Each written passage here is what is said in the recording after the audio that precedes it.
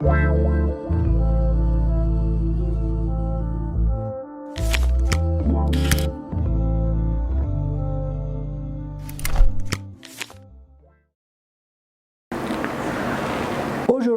nous pensons aux gens de la ville espagnole de Pampelune qui célèbre son saint patron, Saint Firmin de Amiens, un missionnaire chrétien considéré comme le premier évêque de cette ville.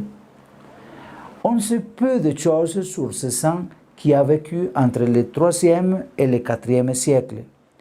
La vérité est que dans cette région et à Amiens, France, il est beaucoup invoqué et aimé.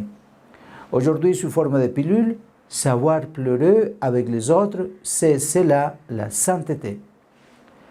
En ce jour, nous réfléchissons la béatitude. Heureux les affligés, car ils seront consolés. Le monde nous propose le contraire. Le divertissement, la jouissance, les loisirs, la diversion, et il nous dit que c'est cela qui fait la bonne vie. L'homme mondain ignore, détourne le regard quand il y a des problèmes, des maladies ou des souffrances dans sa famille ou autour de lui. Le monde ne veut pas pleurer. Il préfère ignorer les situations douloureuses, les dissimuler, les cacher.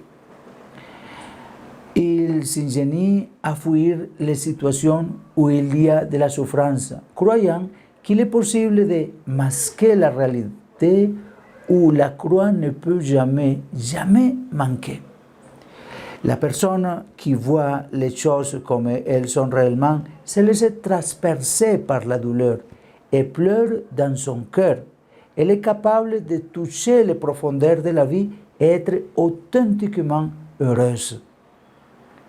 Cette personne est consolée, mais par le réconfort de Jésus et non par celui du monde. Elle peut ainsi avoir le courage de partager la souffrance des autres et elle cesse de fuir les situations douloureuses. De cette manière, elle trouve que la vie a un sens en aidant l'autre dans sa souffrance, en comprenant les angoisses des autres, en soulageant les autres. Cette personne sent que l'autre est la chair de sa chair. Elle ne craint pas de s'en approcher jusqu'à toucher sa blessure. Elle compatit jusqu'à se rendre compte que les distances ont été supprimées. Il devient ainsi possible d'accueillir cette exhortation de Saint Paul aux Romains, chapitre 12, verset 15.